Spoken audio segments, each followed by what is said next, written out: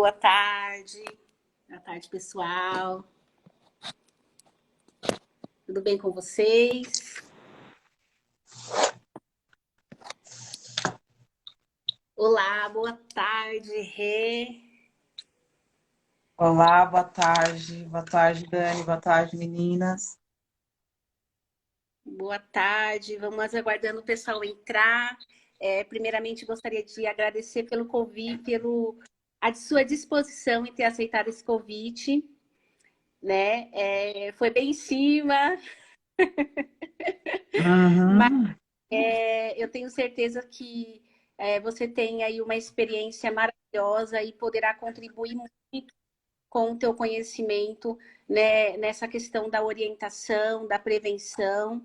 E o objetivo dessa live hoje é isso, é orientar, desnaturalizar um problema que continua sendo tão natural, né? Então, só tenho que te agradecer por vocês ter aceitado esse convite. Uhum. Tá bom, Dani, para mim é um prazer estar aqui. Tamanha responsabilidade é da gente tratar de um tema tão que está aí presente na nossa vida, que está tão colocado na mídia nesses últimos dias. Então, assim, eu me sinto numa responsabilidade muito grande, mas também numa alegria de poder contribuir de alguma forma com uma orientação, com uma troca de informação, que isso para mim é muito importante e eu acredito que para todos também que vai estar acompanhando a gente aí vai ser de uma edificação muito grande. Legal. Gostaria de cumprimentar o pessoal que está entrando. Claudinei, boa tarde. Maria, a Grace, a assistente social lá do Instituto Acolher. Boa tarde. O Anderson.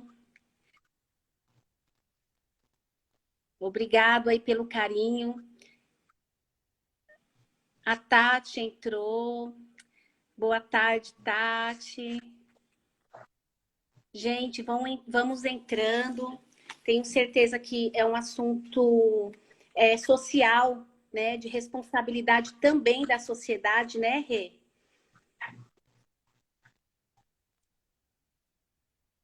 Cavalcante, boa tarde. Anne, boa tarde, seja bem-vinda.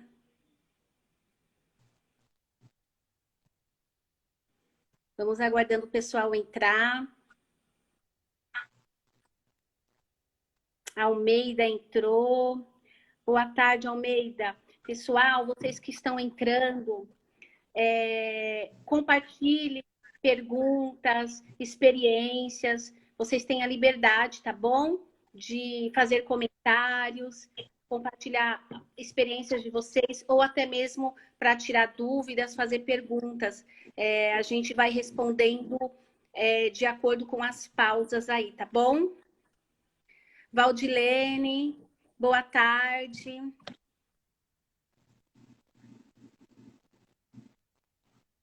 Vão entrando. Eu tentei fazer uma conexão aqui com o Face, mas eu não consegui. Eu com essa tecnologia sou ruim também, não tem nem como te ajudar.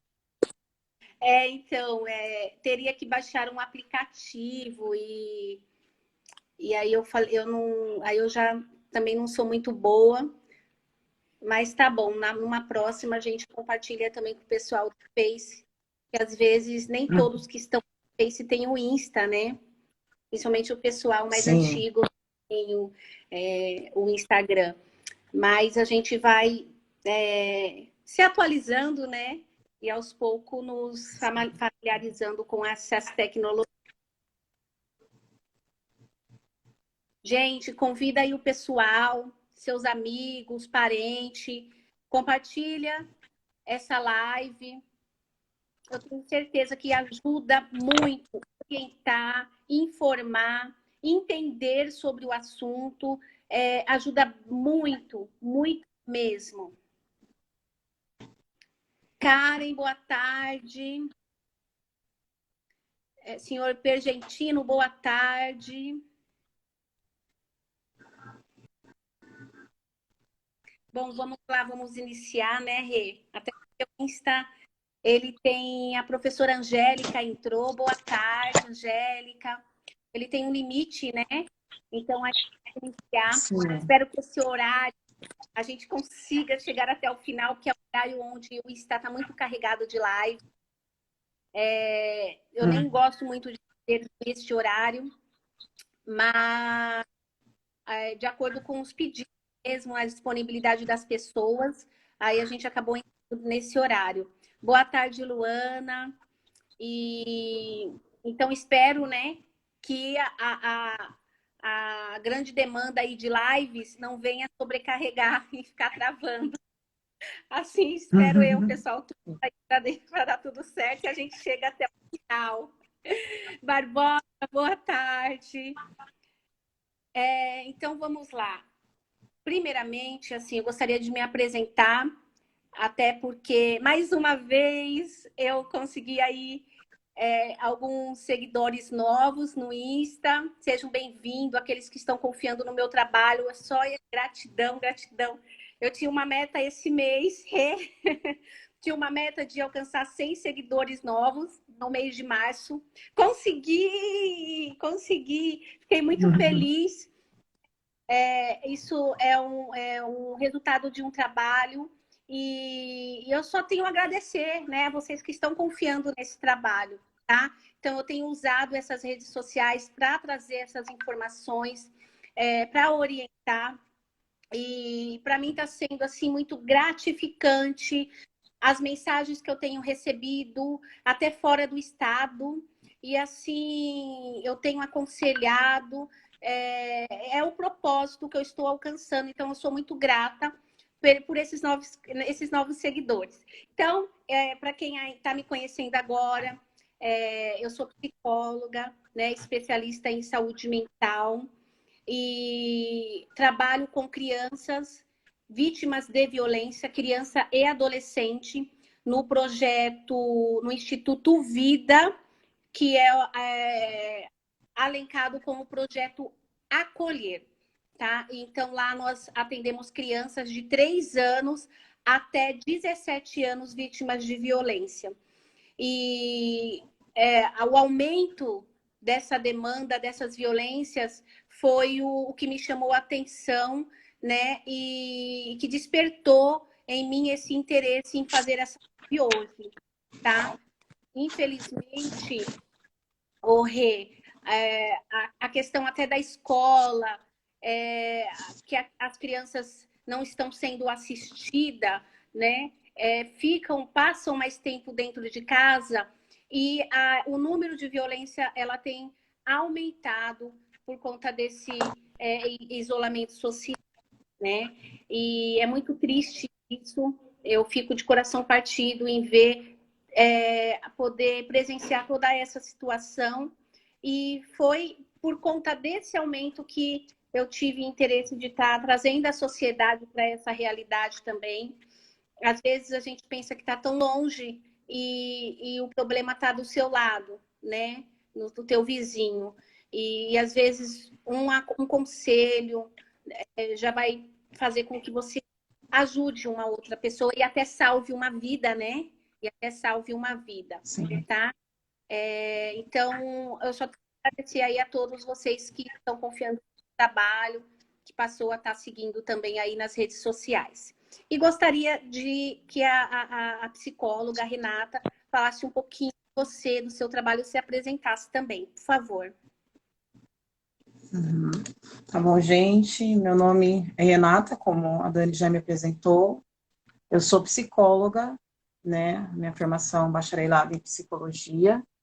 Tenho uma pós em psicopedagogia e tenho, no momento, estou liderando uma igreja, Assembleia de Deus Ministério Resgate.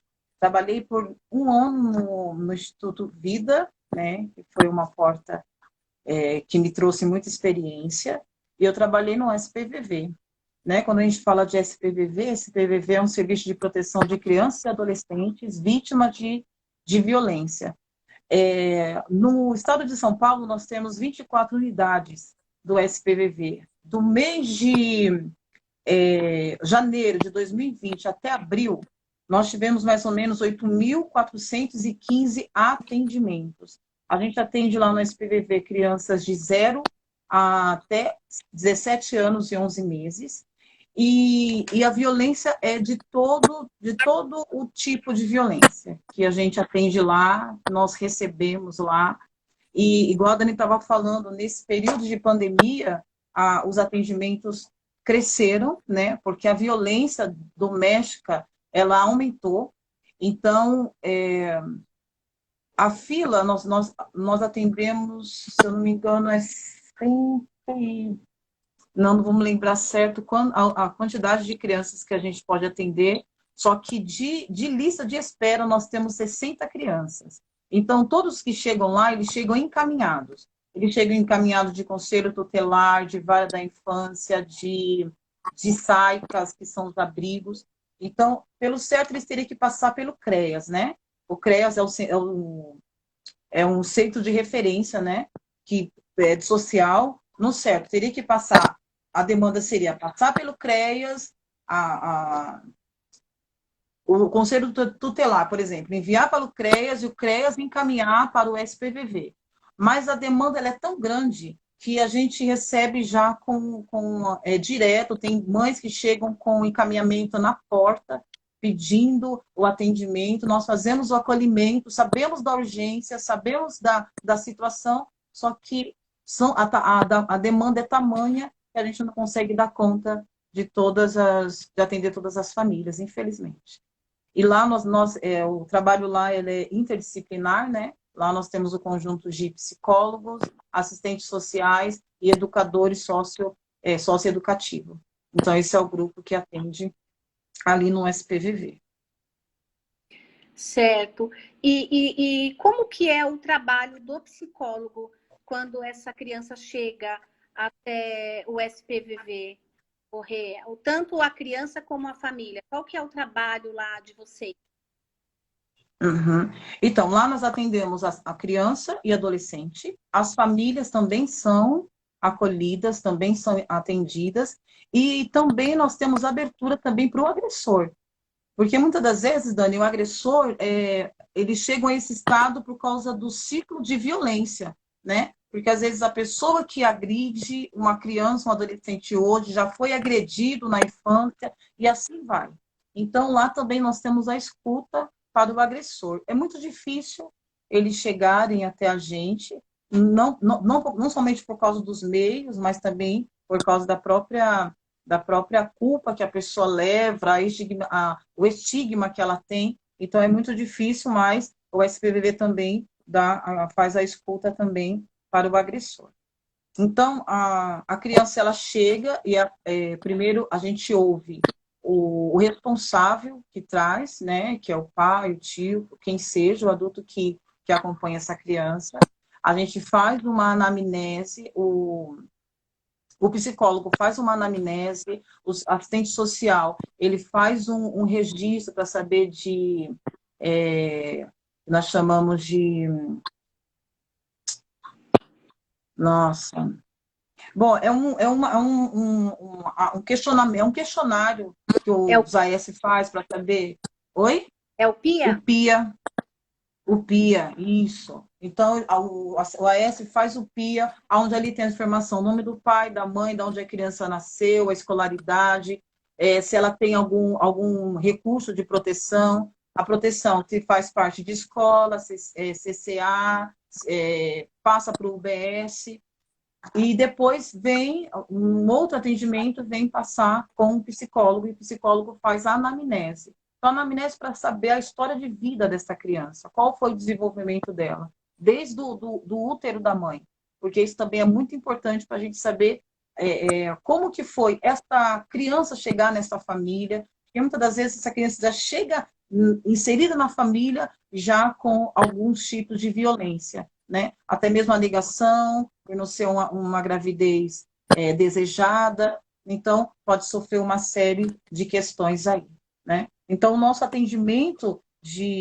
junto com o AS, junto com os educadores, é a gente fazer um fortalecimento dessa autoestima dessa criança, né? Porque elas já chegam já estigmatizadas, né? porque muitos chegam do SAICA, já foram abrigadas, arrancado do pai, arrancado do seio familiar, por causa de motivos de agressão e de violência.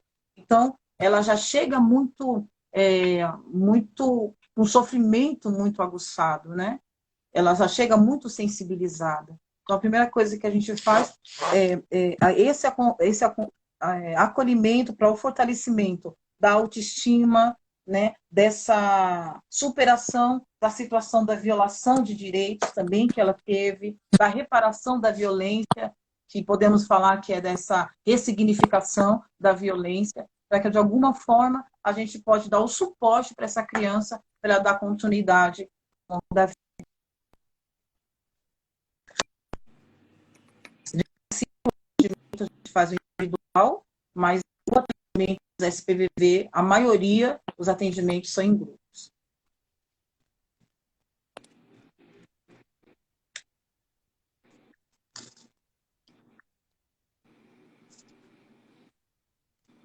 Certo. Travou um pouco aqui. Travou aí, Evelyn?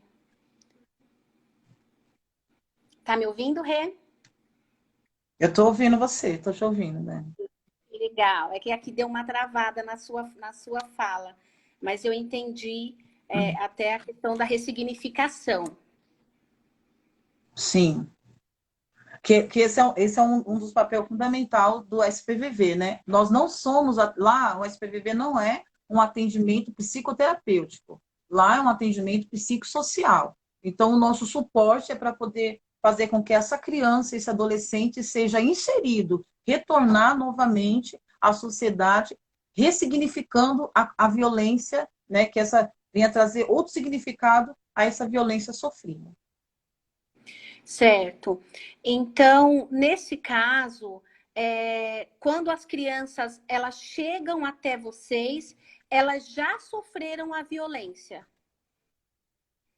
Sim, isso. sim. Elas já sofreram. Sim, lá é um serviço de proteção a uma criança que já sofreu. Ela é vítima de violência, ela é uma vítima de violência. Então, ela já chega lá e a gente já sabe que alguma violência ela sofreu, né? E até mesmo, Dani, eu acho que é bem coerente nós falamos agora, e quando a gente fala acerca de violência, ou a gente entende a violência sexual ou a violência física. Quando a gente chega, eles chegam com laudo. Quando sofrem violência física, eles chegam com laudo do Pérola, né, Bari? E o que acontece é que tem hora que chega o resultado para os pais dizendo que não houve rompimento, né, que não houve penetração. E muitas das vezes a família entende, se não houve penetração, então não houve violência. Só que a criança, o que é uma violência sexual? A conduta de um adulto sobre uma criança, sobre um adolescente, ou sobre uma mulher, ou sobre uma pessoa, sem ter a sua permissão. E com a criança ou adolescente, porque o homem, o adulto, ele sabe muito bem como seduzir. Então, às vezes, a violência sexual, ela demora para chegar, para ser informada, para ser denunciada, porque aquela criança, ela primeiro começa a ser tocada. E, às vezes, a gente pensa que a violência vai ser de uma pessoa que vamos colocar aqui a nossa fantasia infantil. Não, quem fez o tal ato foi o homem do saco, um homem que ninguém conhece, que apareceu na rua, o estuprador. E não é. A gente tem que estar atento, porque a violência começa com as pessoas que a gente tem mais afinidade, que a gente tem confiança, né? Então, esses que mais que a gente recebe, e quando a gente sabe quem foi que violentou, é o pai, é o tio, é o irmão, é o padrasto, até chegar no vizinho, passa por quase toda a família. Então, os pais, o responsável, precisa ficar muito atento, porque a gente fica preocupado quem é de fora. Não senta no colo do vizinho, mas às vezes também sentar no colo do pai também é uma grande orientação que a mãe tem que dar para essa criança, né? Então, existe a violência física, que é a violência que a gente vê na pele, e como a gente percebe que essa criança pode estar sendo violentada fisicamente. É uma criança que é muito alegre, que sempre está com roupa mostrando parte do corpo, e de repente ela começa a usar muito roupa comprida, começa a usar calça comprida, porque não quer mostrar as marcas que está sendo no seu corpo. De Isso seria primeira mais para ao adulto? ou não? Não Isso, entendi, desculpa. essa característica que você acabou de dizer, em esconder o seu corpo, ela poderia se aplicar mais nos casos de adolescente ou não? Eu entendo que seja dos dois, Dani. É lógico que as crianças, que são poucas que escolhem, né? Mas como muitas das vezes a pessoa que é o cuidador é o agressor, então ele coloca uma roupa comprida também para não mostrar as marcas, os vergões que às vezes fica no corpo da criança. Então é algo que a gente precisa ficar atento. O comportamento da criança muda, né? A criança fica muito mais inibida, ela fica com medo o tempo todo. Os olhos dela, o olhar, aquele olhar alegre, você começa a perceber que fica um olhar mais caído. Então, quando alguém, a escola, o amigo, o vizinho, o tio, começa a perceber que essa criança está com um comportamento diferente, então começa a observar, porque ela pode não verbalizar, mas o corpo dela vai falar, de alguma forma, né? Então, existe o abuso físico, que é o que a gente conhece, tem o abuso sexual, que é os atos sexuais. Eu nem terminei, porque pode não ter penetração, mas às vezes o toque, né? Porque quando uma pessoa que a criança tem confiança começa a tocar nela, de começo é carinho. Porque o toque não machuca, porque o toque não dói, o toque faz cosquinha, o toque é gostoso. Então, até ela perceber que está vindo medo, que está vindo o nojo, então demora um pouco, né? Por mais que a criança seja pequena. O adolescente é muito mais fácil, porém tem as ameaças, né? Tem a culpa, porque no adolescente é aquilo, olha, eu estou fazendo isso com você porque você está com a roupa curta. Olha, eu estou fazendo isso com você porque você está se jogando para mim. E se você contar para tua mãe, olha o que vai acontecer. E se você contar para alguém, eu mato a tua mãe. Então vem também as ameaças. Então, por isso que demora muito para eles verbalizar, mas em todo tempo eles estão manifestando com o corpo, né? E eu sei que pode ser que não é a hora da gente falar sobre o caso do garoto Henry, que vocês podem perceber que nos vídeos que está rolando, quando entra o casal no elevador e a criança está no colo, quando o padrasto vai colocar as mãos dele, ele nem tenta sentir, ele não olha, né? Ele não consegue olhar no olho. Não que nós estamos aqui fazendo qualquer julgamento, mas a gente está analisando o comportamento dessa criança. Alguma coisa estava acontecendo e o corpo dele estava manifestando o tempo todo, né, Dani? Então, a gente tem, a violência sexual, a violência psicológica. A violência psicológica é uma das mais silenciosas, porque é aquela que a conduta da pessoa é o constrangimento, é a humilhação, é a manipulação, é o isolamento, é o xingamento, colocando a pessoa lá embaixo na tua autoestima. Então, assim, de tanta pessoa ouvir aquelas palavras, as crianças ouvir aquela palavra, ela acaba é, é, tomando para si mesmo, então para ela fica normal. Eu sou feia mesmo, eu sou suja mesmo, eu sou. Então para que eu vou falar o que eu sou? Porque vem até a vergonha. Se eu sou tudo isso, como que eu vou expor isso para alguém? Então onde ela se cala. Mas isso também é uma violência psicológica, né? Então tem a violência patrimonial. Essa aqui são 5 tipos de violência que eu tirei da tipificação da Lei Maria da Penha. Então, assim, são 5 violências que acontecem na mulher, mas também acontece de maneira clara sobre a criança e sobre a adolescente. Certo. Aqui nós temos também. Deixa eu só ver se tem pergunta antes de eu fazer a minha. Eu vi umas perguntas aqui. Bom, Claudinei tá falando, normalmente a criança nem sabe que está sofrendo abuso. A pastora Cláudia está falando sobre mudança de comportamento. Sim. Temos que estar atento, né? A base semântica é tudo. Vamos ver. Quem mais tem perguntas? Bom, perguntas eles só estão comentando por enquanto. Pessoal, qualquer coisa pode mandar pergunta, tá? A Eliane, nossa, a criança Henry, o padrasto escondia a tortura dentro de um quarto, torturava dentro de um quarto. Pode sim, Lu, fazer perguntas. Conforme a gente vai dando uma pausa, nós vamos respondendo, tá bom? Tem Uhum. um assunto interessante dentro do que você está dizendo sobre a questão de você identificar, né? A gente deu um exemplo, demos uma palestra numa creche para professores, e um dos professores, eles deram um exemplo de uma suspeita de uma criança de aproximadamente 2 anos, que ela estava assim reclamando e ela chorava muito. E ela estava reclamando que estava sentindo uma dor no bumbum, né? E ela chorava e ela tinha medo de ir no banheiro. E a professora, ela estranhou aquela situação. Só que a violência em si também não pode ser um caso isolado, né? Ela Uhum. estranhou, pediu, chamou os pais para conversar, ela não entendeu a justificativa dos pais, os pais também não sabiam o que estava acontecendo com a criança e ali negou qualquer tipo de suspeita. Só que aí a criança ela foi submetida a exames, os pais foram denunciados e descobriram que a criança ela estava com um problema intestinal, né? E quando ela ia fazer as suas necessidades, doía, ela sentia muita dor. Então, o medo Uhum. dela ir no banheiro era o medo da dor. Só que ela não sabia expressar isso, dizer, explicar o que estava acontecendo. Então, o comportamento dela era de medo, era de chorar e era de falar que onde estava sentindo dor. Então, esse caso é um alerta, eu acredito, que a denúncia também ela tem que ser um conjunto, é isso, de fatores, não um fato isolado em si.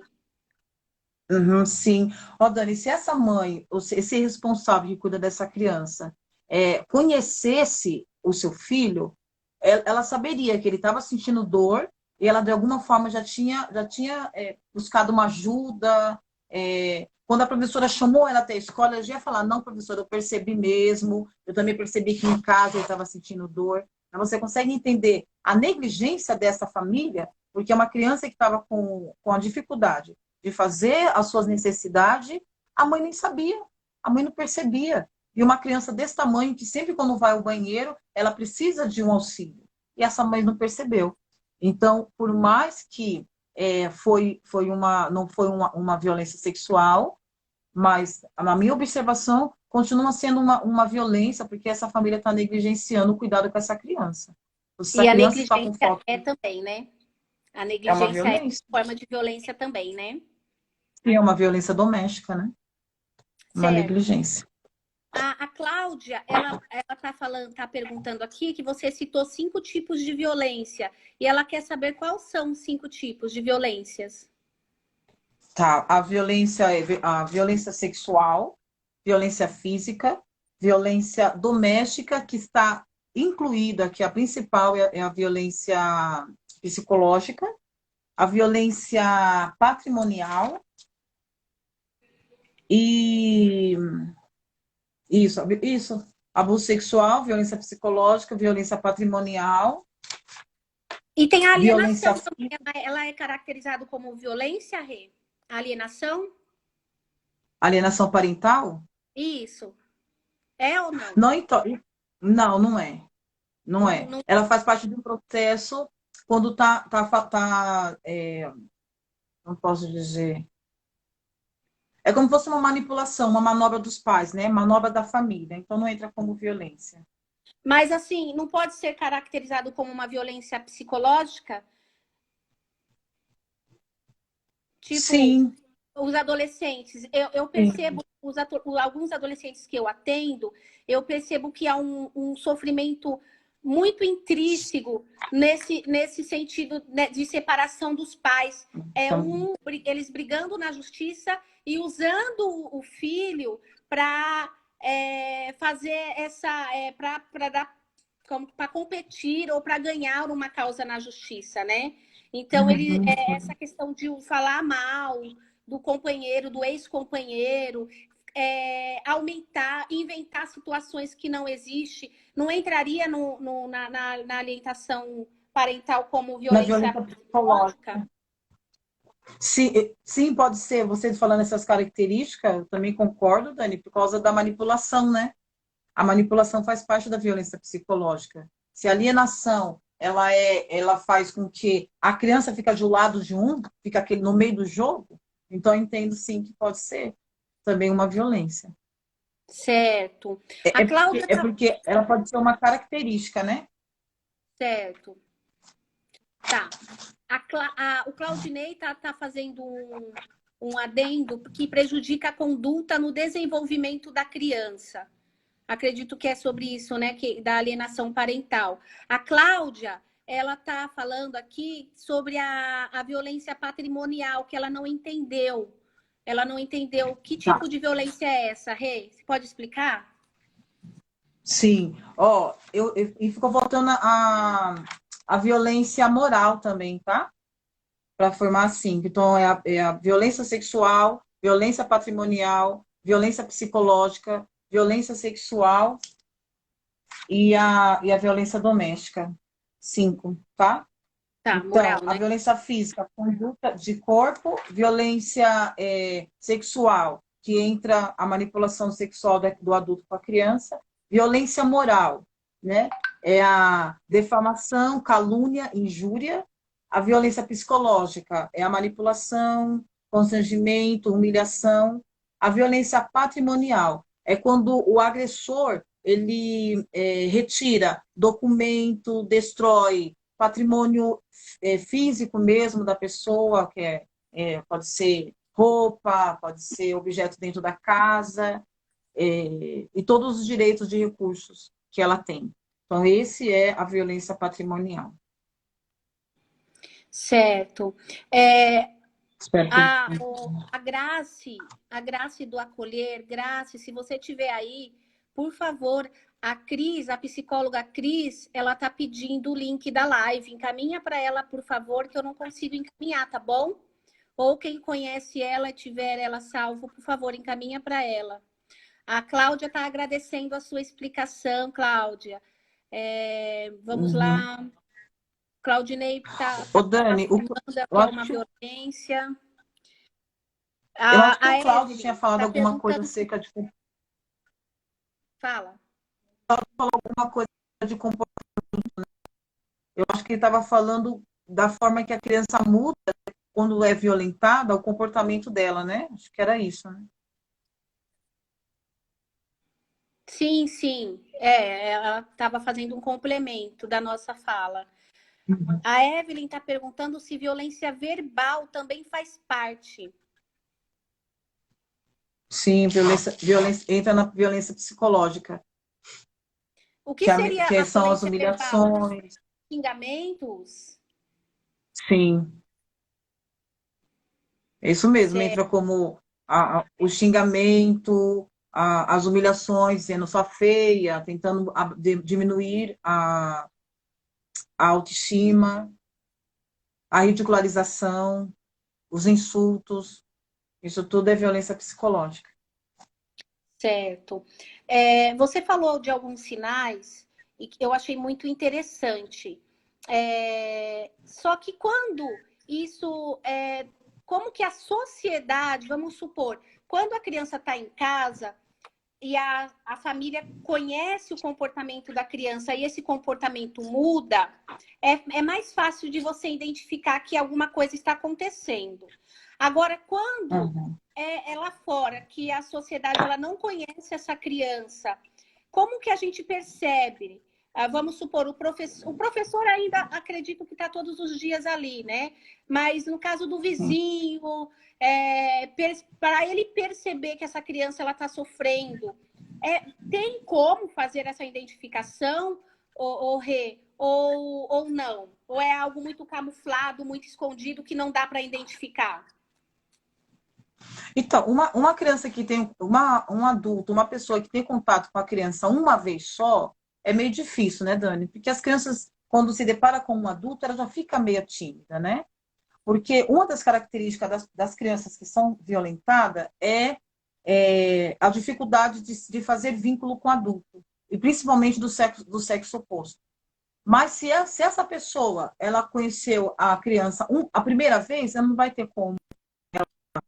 Mas as características principais de proteção, que a gente estava até conversando, quais são as proteção, a rede de apoio social de proteção que essa criança tem? É a escola, o conselho, a UBS, o hospital. Então, por isso, o CCA, por isso que a parte social da nossa rede, ela fica no pé da mãe. Porque essa criança não está indo para a creche? Porque essa criança não está frequentando a escola? Porque esse é um meio de proteção que a sociedade, que o nosso Estado, né, vamos dizer assim, ele pode dar o suporte para essa criança de proteção. Porque ele não tem como entrar dentro da casa da criança, adentrar a casa. Mas o comportamento que ela leva para a escola, o comportamento que ela leva nas UBSs, então o profissional ele percebe o comportamento e a mudança dessa criança. Então, esse é um dos meios mais fáceis da sociedade poder ajudar e mobilizar para ir denunciar. É igual a gente está falando desses casos da Isabela, do Henrique, que aconteceu. A gente vê nas redes sociais todo mundo mobilizado, Dani. Todo mundo fazendo seus comentários, todo mundo indignado, todo mundo dizendo e criticando e julgando e falando aquilo que eles acham que é certo. Só que a gente para pensar. A situação da Isabela e do Enzo, do Henry, está muito longe da gente. Quem traz para perto é a mídia. Então, a gente não pode fazer muita coisa mesmo. Então, tem hora que a gente fica indignado com uma pessoa de longe, só que tem hora que a gente está ouvindo o grito de uma criança do lado, do meu vizinho. Eu vejo todo dia um espancamento. Eu observo uma criança brincando sozinha no corredor do prédio e vejo ela com marcas no corpo, como se fosse queimadura de bituca de cigarro. E o que é que eu estou fazendo? Então, tem hora que a gente fica indignado e nós lançamos as nossas palavras. Mas e quando a gente vê um fato desse ocorrendo do nosso lado? O que a gente tem feito? Será que a nossa indignação tem também se aflorado e a gente, pelo menos, ter falado para o pai, para. Se a gente falar para ele, para, a gente está te observando, né? Então, a gente fica indignado de um lado, ai, por quê, por quê? Mas e quando a gente está só nós e o socorro da criança está nas nossas mãos, o que é que a gente tem feito? Isso, e eu também estava refletindo sobre isso, como que a mídia ela tem peso, né? Ou seja, se a mídia tem conhecimento, se a mídia cai em cima, a sociedade se revolta, a justiça, a polícia, ela se move, né? Eu falo porque eu cheguei nessa reflexão, porque aproximadamente uns 6 meses atrás, eu recebi um telefonema às 7 horas da manhã, de uma amiga dizendo assim, o que ela poderia fazer, porque ela acordou com o vizinho batendo na filha, e essa menina tinha 5 anos e estava aos gritos pedindo socorro. E que já fazia algum tempo que ela estava notando que essa criança estava sofrendo violência por parte do pai. E tanto é que a própria escola já tinha chamado os pais porque tinha marcas na criança, né? E aí ela me ligou às 7 horas da manhã, desesperada, o que ela poderia fazer, sendo que ela não tinha um vínculo. Aí eu falei, ó, chama a polícia, né? Chama a polícia, explica o que está acontecendo, eles vão lá na casa da pessoa e vai verificar de fato o que está acontecendo. Pois ela ligou para a polícia falou assim, olha, a criança continua gritando? Aí ela falou assim, não, parou. Tem quanto tempo que parou? Ah, já tem umas meia hora. Aí diz que a polícia falou assim, então a gente não pode ir. A gente só pode ir se for para pegar em flagrante. Nesse momento a gente não pode fazer mais nada. Aí ela me retornou e falou, ô Dani, a polícia disse que não pode fazer mais nada, só pode fazer alguma coisa se for flagrante. E ele não tá mais batendo na menina.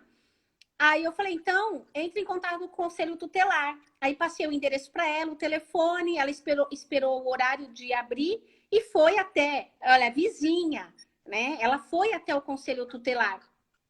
Aí o conselho tutelar falou assim, olha, emergência é a polícia. O conselho tutelar não resolve emergência. O que eu posso fazer é deixar, colocar aqui, registrar a denúncia, vai ficar na fila de espera, a gente vai encaminhar um profissional lá, numa outra data, para ver de fato o que está acontecendo. E essa pessoa me ligou frustrada. Ela se sentiu assim, impotente de não poder ajudar essa criança, né? Aí ela falou assim, Dani, eu não pude ajudar, e as autoridades que diz que é a favor da criança, que é a favor da sociedade, não ajudou, não foi socorrer a criança. E aí é um sentimento de frustração, parando para pensar, e como que, assim, tá enfraquecido o sistema também, né? E eu acho que são redes Sim. que precisariam ser mais fortalecidas nesse caso, Uhum. né? Sim. Sim, e para você ver, Dani, quando ela chamou o policial falou que só podia ser urgência. Aí, quando chegou e levou o caso para o conselho falou que não, ele não pode atender a urgência. Então, assim, aonde a gente tem que buscar suporte, né? Infelizmente, para a gente ajudar alguém é trabalhoso, né? É cansativo, porque a gente tem que ir lá, a gente tem que bater o pé, porque é obrigação deles atender, é obrigação. Então, quando eles falam, vez só, então, não, a gente tem que saber os nossos direitos. Por isso que é importante, né? O conhecimento, ele nos leva a lugar longe. Então, a gente tem que saber quais que são os nossos direitos. Quando uma pessoa chega a denunciar dentro de um conselho tutelar, eles têm que atender. Eles precisam ir, né? Porque quando a gente pesquisa, quando a gente procura, quando a gente estuda, quais que são o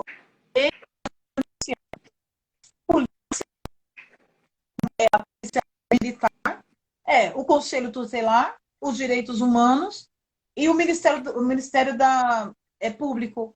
Aí o que a gente faz? A gente bate nessas portas, todo mundo fala que não é meu, ninguém quer segurar, ninguém quer ficar com isso no colo, todo mundo quer jogar pro colo do outro. Então, se a gente não souber os nossos direitos, a gente chega lá, a pessoa fala, não é meu, e a gente acata. E a gente vai embora e continua com o Exatamente. problema, e continua vendo, até quando chega a morte, né? Porque quando chega a morte, aí a polícia vem e fala, então, mas eu avisei, antes de acontecer isso, né? Exatamente. E pensando nisso, você disse no começo, né, que tem uma igreja, né? Você tem uma igreja, pastora nessa igreja. Eu olho para o Estatuto da Criança e do Adolescente e eu percebo que, primeiramente, é de responsabilidade dos pais, porém do Estado, da sociedade, né? E também das igrejas, né? A proteção da criança e do adolescente. E eu gostaria de saber um pouquinho de você nesse papel, nesse olhar como pastora, qual que está sendo o papel hoje da igreja em relação à prevenção à violência infantil? Até Sim, e porque a tem igreja bastante tem um papel pastores aqui, muito. né? Uhum. A igreja tem um papel muito grande, né? Nós temos uma representatividade muito grande. Eu vejo, Dani, nesse período de pandemia que nós estamos passando, o peso que a igreja tem. Porque, assim, ó, numa pandemia, se a gente, como pastores, a gente chegar e falar, a gente vai abrir a igreja, e a gente mostrar para eles que a gente está com aquela certeza e com aquela fé, eles vêm para o culto, eles vêm se aglomerar. Então, assim, a gente tem uma representação. Então, a gente tem que ter essa consciência, a gente precisa ter esse cuidado, a gente precisa ter essa responsabilidade com a representatividade que nós temos. E quando a gente fala com criança e com adolescente, é da mesma forma. Porque, às vezes, o que acontece dentro da igreja, a gente espiritualiza tudo e a gente tem medo, a gente quer colocar o problema na mão de Deus, porque a gente não quer denunciar, porque a gente crê que pode mudar, que pode ser transformado, e a gente sabe que pode ter transformação, mas a gente tem que ter justiça. A gente vê violência contra criança, contra adolescente, contra mulheres, até mesmo contra os animais. Agora tem um cachorrinho, eu tenho que falar dos pets, até violência contra os animais, a gente tem que denunciar. A gente precisa denunciar, né? Então, esse o que eu tento passar aqui como líder para a minha igreja se você perceber o comportamento diferente da sua criança e do seu adolescente, então você fica vigilante. observa e qualquer coisa, denuncia. Você precisa denunciar. Certo. Eu percebo que também tem uma questão de retaliação espiritual, né? De repente, assim, vamos supor, se o agressor também vai na igreja, ou ele até tem uma determinada responsabilidade na igreja. A mãe, ela tem medo de denunciar e ter uma retaliação espiritual também dentro dessa situação, né? Sim, é porque em todo tempo a gente quer resguardar a nossa máscara, né? As nossas aparências, a gente não quer ter julgamentos, né? Então a gente prefere espiritualizar, aguardando que Deus vai mudar, até que chega um ponto dessa criança ela chegar numa situação deplorável, né? E desesperadora. Então, se esse pai, se esse responsável, quem seja, ele tem uma responsabilidade dentro da eclesia, dentro da igreja, a maior responsabilidade que ele tem é com a tua família. Porque até mesmo a Bíblia diz assim, para ser um bom diácono, você primeiro precisa liderar a sua casa. Se essa pessoa não está conseguindo liderar a sua família, desculpa, ele não tem competência nenhuma para estar na frente de nada. Verdade, verdade. E só retomando um pouco a sua fala, você falando do serviço lá do SPVV, você fala um pouquinho da recuperação do agressor. Como que é esse trabalho de recuperação? O que é feito? Uhum. Porque para mim Então, foi porque novo, né, esse trabalho. Eu não conheço esse trabalho. porque ali a gente não usa esse termo de recuperação, né? O que a gente concede ali para ele é uma escuta acolhedora, né? Porque em todos os lugares que ele vai, o que ele ouve é julgamentos, né?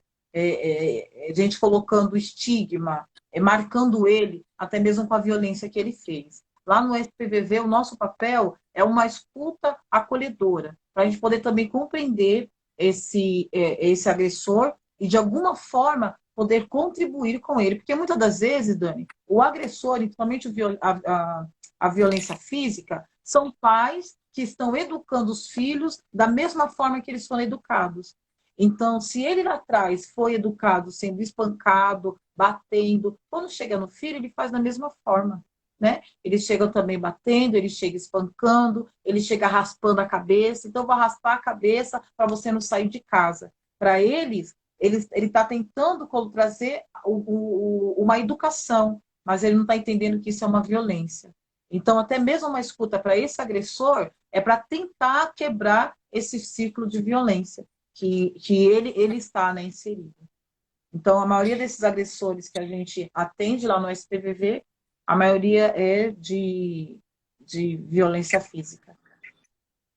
E é por conta dessas experiências da infância que está muito naturalizado essa disciplina através do bater, né? Uhum. Que eles entendem que está Sim. disciplinando e, na verdade, não está disciplinando, né? Sim. Dani, e são pessoas que têm muito mais idade, né? Você pode perceber que há tempos atrás, na educação, o professor era como se fosse o pai. Então, o professor também tinha autonomia de bater.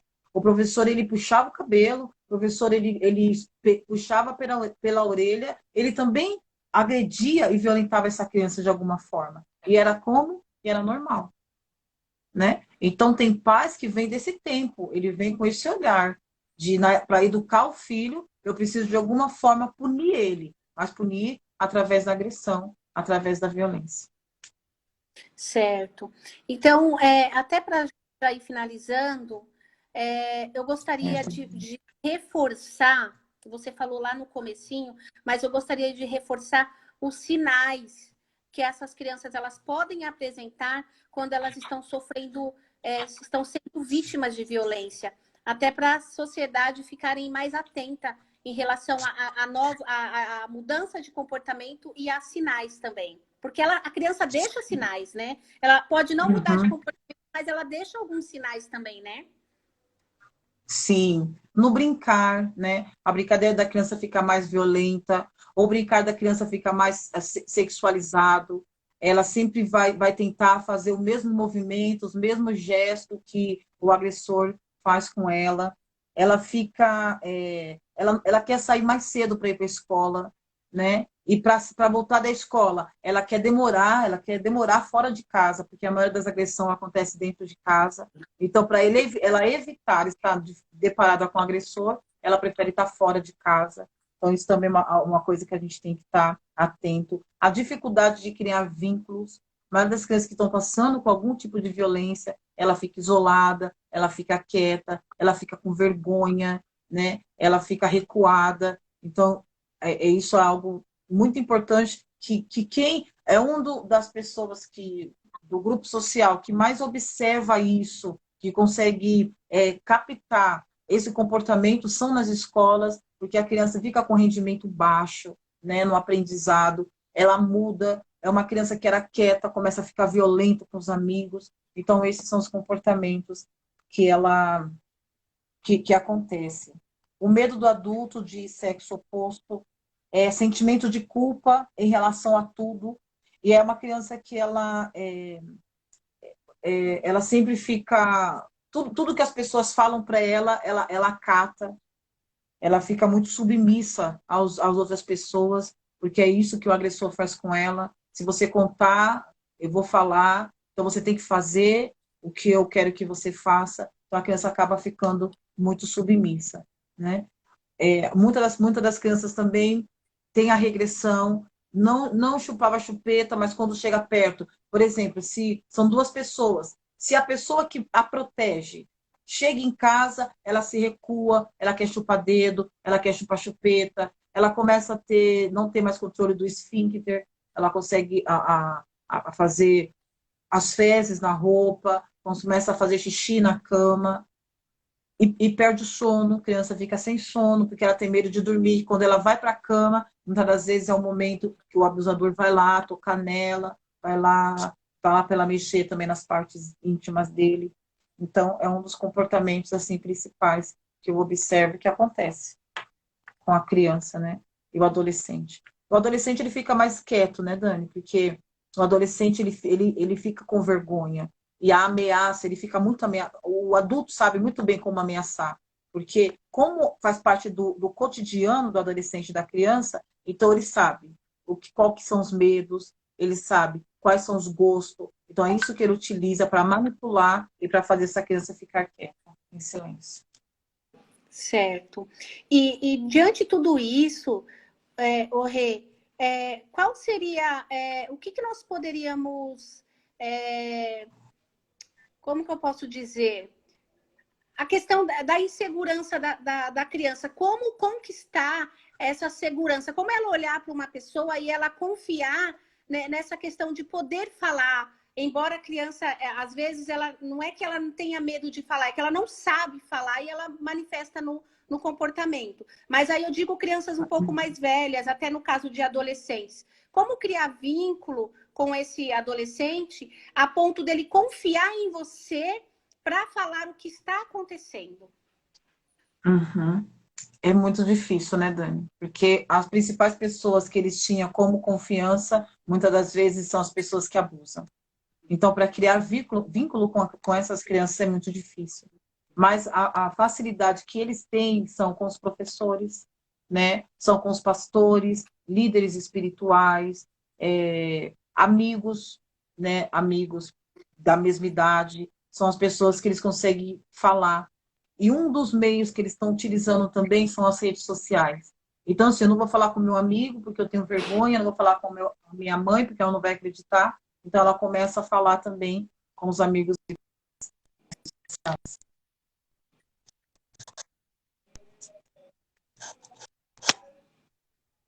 Certo. A Cláudia está falando aqui, perguntando se através das brincadeiras também dá para identificar.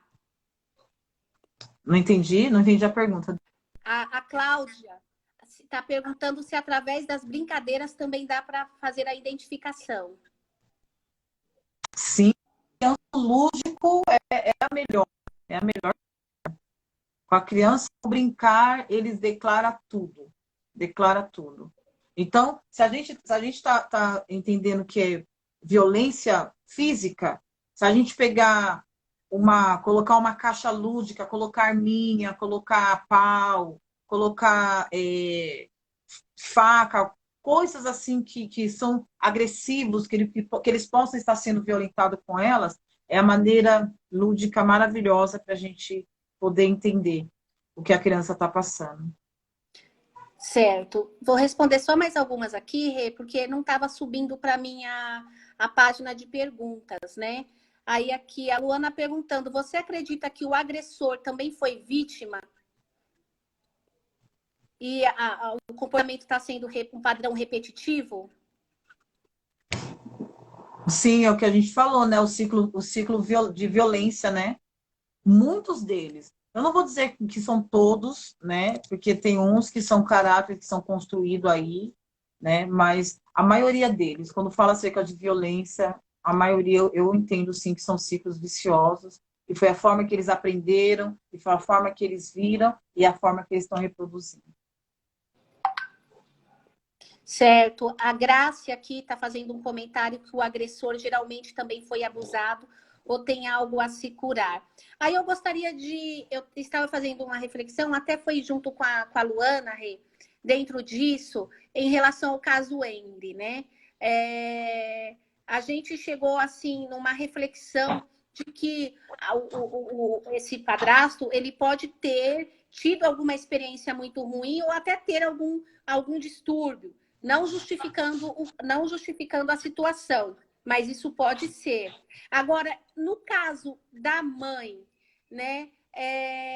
A gente está falando desse caso específico, mas quando a mãe ela presencia uma violência, ela percebe que o filho está correndo risco de vida e ela se silencia. Isso é também um caso de experiências ruins na infância ou uma questão já de caráter? Então, é lógico que a gente só viu o que a mídia está falando, a gente não sabe a história dessa mãe. Eu sempre digo que todo mundo tem uma história, né, Dani? Todo mundo tem uma história, todo mundo tem uma história de vida que a gente não conhece. Eu não conheço a história de vida da Monique, da mãe do garoto, só que o pouco que foi exposto, a gente vai colocar o que foi exposto pela mídia, porque você sabe também que a mídia é muito perversa, tem hora que ela só coloca a parte mal do sujeito. Então, assim, mas observando o que a mídia colocou, a importância dessa mãe, primeiramente, era com teu status. Ela estava preocupada com valores, estava preocupada de estar bem financeiramente, então, ela não estava tão preocupada com essa criança, né? Eu nem sei, porque eu acho que o menino não morava com a mãe, né? O menino morava com o pai, né, Dani? Ele morava com a mãe. Ah, ele morava com a mãe. Uhum. E passavam Até o final de semana na casa do pai. Então, e essa criança gritar. Ai, menino, que susto. Desculpa, que chegou alguém aqui na igreja, que susto. Dani, até a gente percebe o comportamento dessa mãe que parecia que ela tinha costume, me pareceu, na forma que ela levou ele para o mercado, me pareceu que quando acontecia alguma desentendimento entre o padrasto e a criança, a mãe saía com ele para passear. Então pareceu que esse movimento da mãe é normal. Ó, a criança chorou, aconteceu alguma coisa dentro de casa, a mãe levava ali para distrair. Mas nessa última vez que ela levou para distrair, quando voltou, a criança já estava bem já machucada, né? Mas eu entendo assim, que essa mãe aí, da forma que a mídia traz, eu não entendo que é doença, não. É um caráter, porque você percebe ela tirando fotos depois, ela dentro da prisão, tirando selfie, acabou de quase enterrar o filho, indo no salão para se produzir, então não consigo ver nenhum ponto psicológico aí, não. Então, porque assim, De caráter mesmo.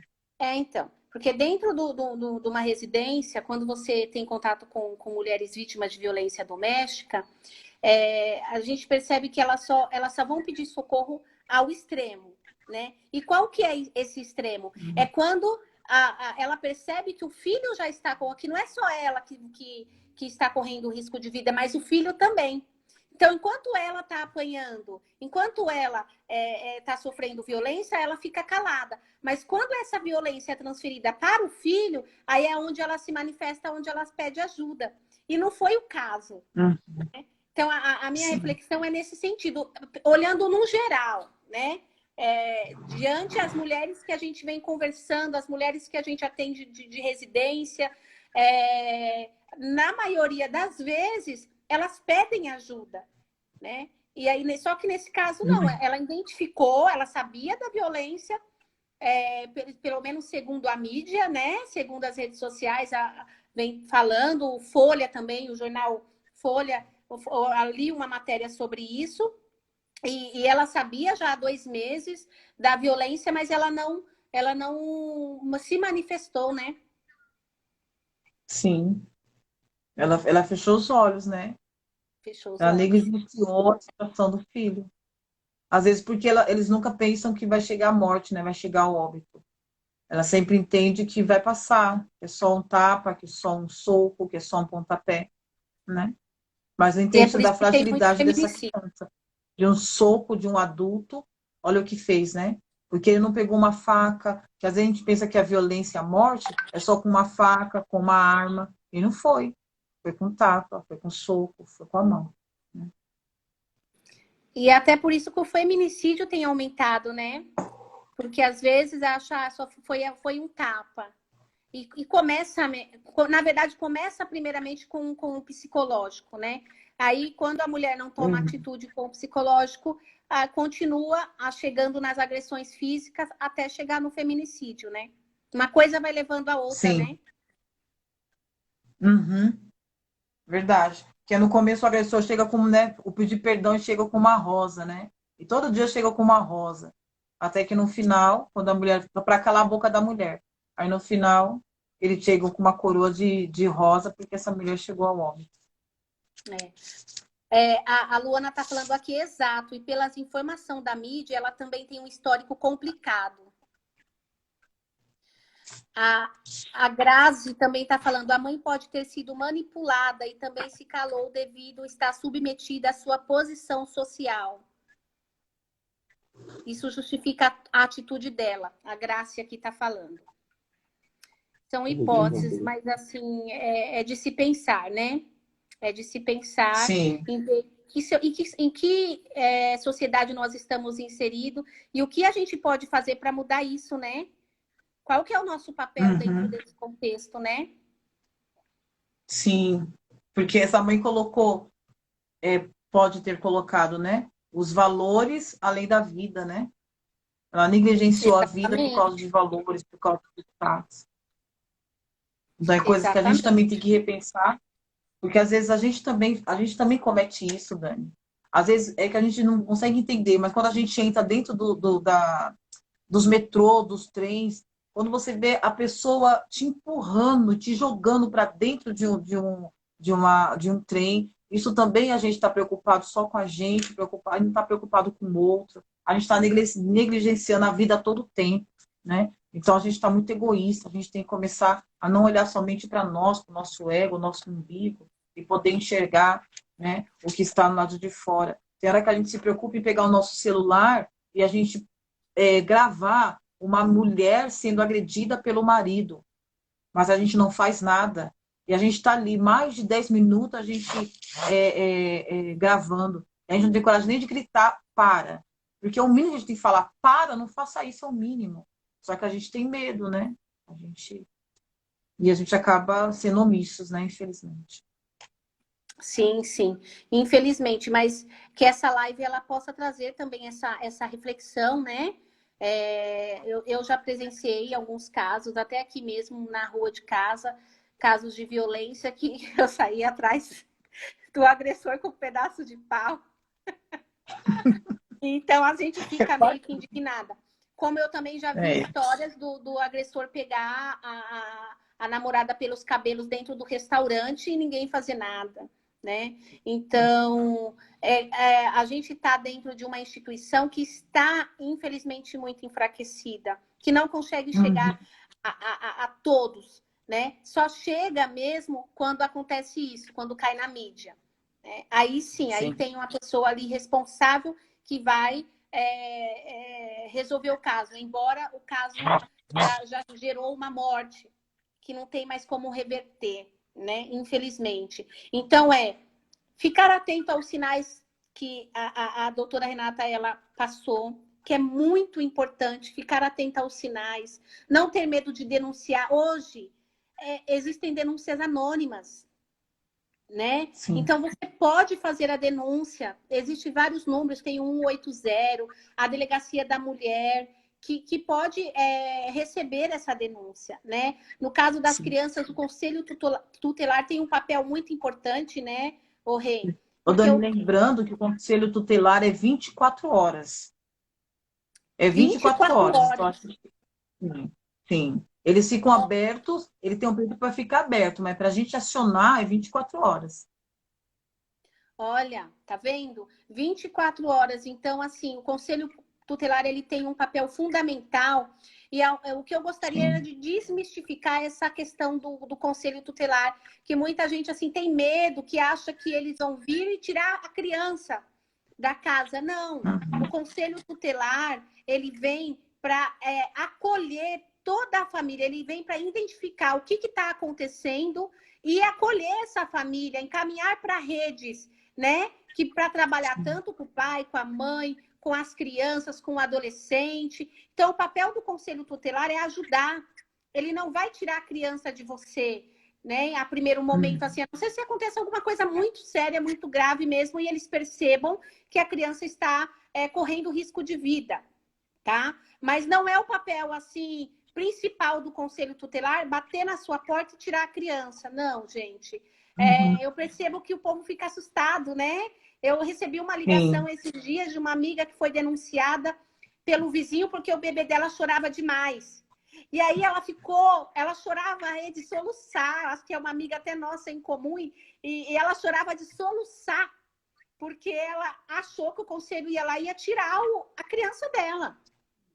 E eu falei, não, você está maltratando? Não tem maus tratos, a criança chora, está chorando muito mesmo. Então, assim, é só você explicar toda a situação. Vai, lógico, o Conselho Tutelar vai acompanhar e vai também te orientar como mãe, né? Então, o papel do Conselho Tutelar é ajudar. Então, se for para denunciar, denuncia. Percebeu? Notou que está tendo algo estranho? Passa a observar com mais atenção, né? Não pega casos isolados, porque isso é muito importante. Partindo daquele exemplo que eu dei da criança da creche, não pega casos isolados. É toda uma situação, né? É isso, né, Rê? Sim. Olha, eu até coloquei aqui alguns números. Ó. Pode Direito falar. Humano, o número é 100. Polícia Militar, 190. O Conselho Tutelar é direto em cada distrito. E o Sim. Safernet um meio que está protegendo os direitos humanos na internet. Então, é o Safernet. Tem o Ministério Público também. Então, todos esses são os meios que a gente pode ir para fazer nossa denúncia e para proteger nossas crianças e nossos adolescentes. Isso é direito deles. Ótimo. Então, observem mais, tá? Suspeitou, observa. Viu que tem alguma coisa errada ali? Observa. E se for necessário denunciar, denuncie. Faça o seu papel. Se todos nós, como cidadão, fizer a nossa parte, nós viveremos numa sociedade mais justa, né? Então, a instituição está enfraquecida, cabe nós fortalecer essa instituição, tendo conhecimento, como a psicóloga Renata disse. A gente acaba aceitando porque não conhece. Então, se uma autoridade fala uma coisa, a gente acaba aceitando porque não conhece os direitos. Então, passa a conhecer. Conheça os seus direitos, os direitos das nossas crianças e dos nossos adolescentes, para que eles possam estar, esse estatuto da criança e dos adolescentes, eles possam ser de fato válido, né? Eles possam ser de fato cumprido e fortalecido. Ok? Sim. Eu gostaria de te agradecer. O pessoal aqui está entrando, ainda está comentando. A Cláudia aqui dando o parabéns. Quero te agradecer, agradecer a todos que participaram, que interagiram com a gente, aqueles que não interagiram, mas estão ouvindo. Muito obrigado pela participação de vocês, que é muito importante para nós, né? Nosso maior objetivo foi esse, foi passar para vocês o nosso conhecimento, passar informação, orientação. E eu gostaria agora de passar para você, Rê, para você já fazer as suas considerações finais. Sim, eu quero assim primeiro agradecer também para mim foi uma rica oportunidade que quando a gente troca experiência também, nós também somos edificados. Eu quero agradecer a Dani por a confiança de fazer parte desse momento. Falei tudo aquilo que a gente não é detector do saber, a gente não está com tudo aquilo nas mãos, só que aquilo que a gente tem, a gente pode dividir com vocês. Eu espero que tenha contribuído, né, com ao objetivo que você queria alcançar hoje. E agradecer assim também pelo meu marido, que foi muito paciente. Eu estou desde manhã fora de casa, mas ele com a sua paciência muito grande, o Hélio, que Deus abençoe aos meus filhos, aos irmãos da igreja. Eu quero assim agradecer mesmo, viu? E para a gente não fechar a nossa boca. O conhecimento nos traz oportunidades, nos abre portas. Então, que a gente venha ficar preso mesmo ao conhecimento, para que quando a gente for denunciar, a gente saber aonde, saber como, e a pessoa entender que a gente sabe o que a gente está falando. Tá bom? Então, um beijo a todos. Lu, beijo para você, meu amor. Deus abençoe a todos, viu? Todos estão aqui agradecendo, viu, Rê? A Andréia,